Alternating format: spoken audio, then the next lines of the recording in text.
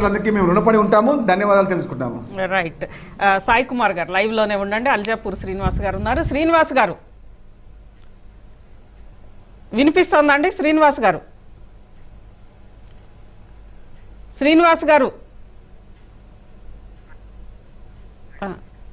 Right, ఒక్కసారి మీ phone unmute చేయండి శ్రీనివాస్ గారు.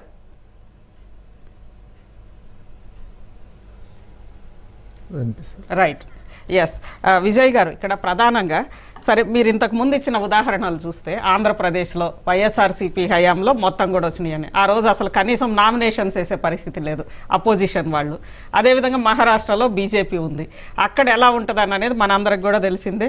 ఈ మధ్యకాలంలో అక్కడ ఆయన చనిపోవడము, దాంతోపాటు ఇవన్నీ కూడా అక్కడ ఉన్న ఈక్వేషన్స్. కానీ ఈరోజు తెలంగాణలో ప్రజాస్వామ్యయుతంగా ఎన్నికలు జరిగినాయి అని అనడానికి జనరల్గా అధికారంలో ఉన్న పార్టీ ప్రత్యర్థుల్ని వేటాడతా కనీసం నామినేషన్స్ వేయించే పరిస్థితి కూడా లేని ఆ పరిస్థితుల నుంచి ఈరోజు ప్రజాస్వామ్యయుతంగా జరిగినాయి అనడానికి ఇదే నిదర్శనమని కాంగ్రెస్ పార్టీ వాళ్ళు అంటున్నారు. ఏమంటారు?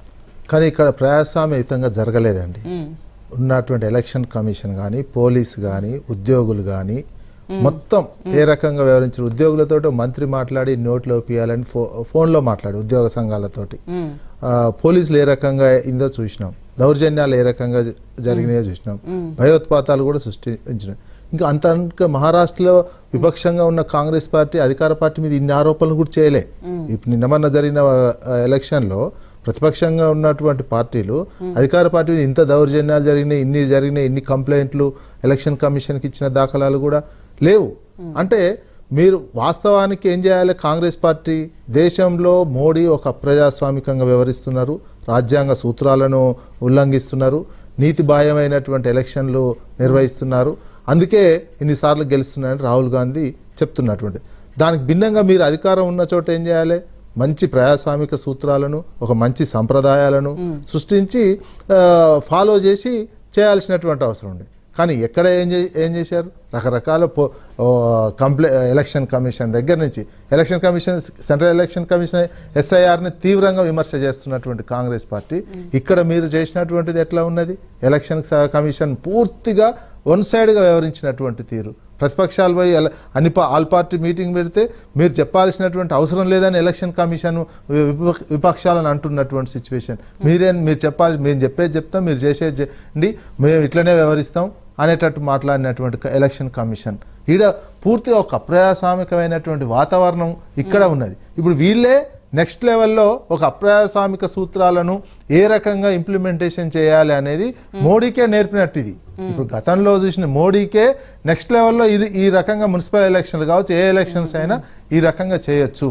ఈ 2 సంవత్సరాల కాలంలో అనుసరించినటువంటి అన్ని విధానాలు, ఏది డెవలప్మెంట్ విధానాలు కావచ్చు, వ్యవసాయ రంగం విధానాలు కావచ్చు, ఈ అన్ని ఇంప్లికేషన్స్ ఈ ఎలక్షన్స్ మీద పడ్డాయి.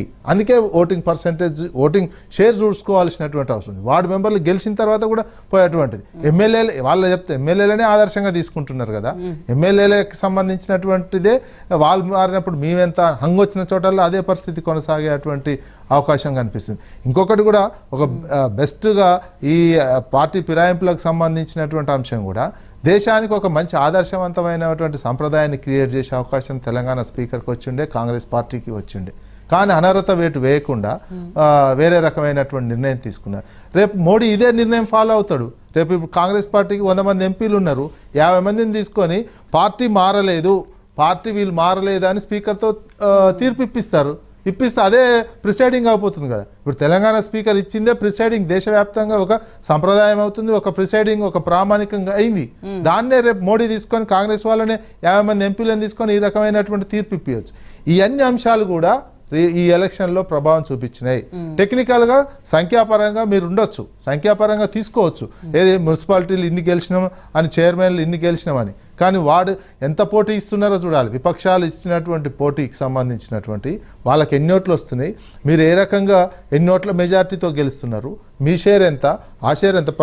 పార్లమెంట్లో ఘోరంగా పడిపోయినటువంటి బీఆర్ఎస్ ఓట్ షేరు ఇప్పుడు ఎందుకు ఓట్ షేరు ఒకేసారి పెరిగిపోయినటువంటి అంశం వస్తుంది అంటే మీ వైఫల్యాలు. కాంగ్రెస్ పార్టీ ఈ 2 సంవత్సరాల కాలంలో మీరు ఎలక్షన్లో కూడా మేము ఇవి చేశాము అభివృద్ధి అని అడిగారా? అడగలే. ఒక పాజిటివ్ యాటిట్యూడ్ కనిపించలే. ఎందుకంటే దావోస్ పర్యటన, అమెరికా పర్యటన పోయి వచ్చినటువంటి ముఖ్యమంత్రి గారు ఒక పాజిటివ్ ఎనర్జీతో ఎలక్షన్ ఫేస్ చేయాల్సినటువంటి అవసరం ఉంది.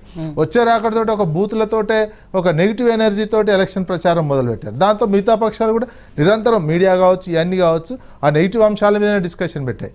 అంతే తప్ప ఈ 2 సంవత్సరాల కాలంలో తెలంగాణకు సంబంధించినటువంటి అభివృద్ధి, మున్సిపాలిటీలకు సంబంధించిన మౌలిక వసతులు ఏ రకంగా కల్పించడం అది అని చెప్పలేకపోయారు. బీజేపీకి సంబంధించినట్టు బీజేపీ కూడా అధికార పార్టీ అన్నట్టే 8 మంది ఎంపీలు ఉన్నటువంటి వాళ్ళు తెలంగాణకు ఏ రకమైనటువంటి నిధులు అదనంగా తీసుకొచ్చారు. ట్యాక్స్ డెవల్యూషన్లో వచ్చినటువంటి కాకుండా ఇవన్నీ 8 ఎంపీలు ఉండి కూడా మీరు సతికిలబడినటువంటి సిచ్యువేషన్ ఉన్నది. ఆ ఘోరమైనటువంటి రిజల్ట్స్ వస్తున్నటువంటి వార్డులు ఎంత తక్కువ వార్డులు, 8 ఎంపీలకు ఎన్ని వార్డులు గెలవాల్సినటువంటి ఓట్ షేర్ ఎంత? ఓట్ షేర్ మొత్తం పడిపోయింది కదా. జూబ్లీహిల్స్ ఎలక్షన్ చూసుకున్నా, ఇప్పుడు చూసుకున్నా బీజేపీకి మొత్తం ఓట్ షేర్ పడిపోయినటువంటి సిచ్యువేషన్ కనిపిస్తుంది. ఇది అధికార పార్టీకి హెచ్చరికలాగా వచ్చి సంఖ్యాపరంగా చెప్పుకోవచ్చు, ఓట్ల పరంగా చెప్పుకునేటట్టయితే వీల్లేదు. అధికార పార్టీకి చెప్పుకోవడానికి సంఖ్యాపరంగానే తప్ప ఇదొక హెచ్చరిక లాంటి. వాళ్ళే మాకు 70% వస్తాయని చెప్పుకున్నారు. ముఖ్యమంత్రి గారు కూడా అనౌన్స్ చేసింది 70-75. వాళ్ళు 95% చెప్పుకోలేకపోయారు. అంటే వాళ్ళే 70, అంటే రిజల్ట్స్ చూస్తే అంత లేదు, 70% కూడా వస్తాయి. అది చూడ ఏది ఓట్ షేర్ లెక్కేసుకుంటే ఈ చైర్మన్ల ఎన్నిక దీని హంగొచ్చినాయని కూడా మీ ఖాతాలో వస్తాయి. అవి లెక్కలోకి తీసుకోవాల్సినటువంటి అవసరం లేదు ఇప్పుడు ఉన్నటువంటి పరిస్థితులలో. రైట్. ఇక జాగృతి నుంచి శ్రీకాంత్ గౌడ్ ఉన్నారు. శ్రీకాంత్ గౌడ్ గారు. రైట్. రామ్ నరేష్, ఇక పటాన్ చెరువులో అంటే మొత్తం రాష్ట్ర వ్యాప్తంగా కూడా మున్సిపల్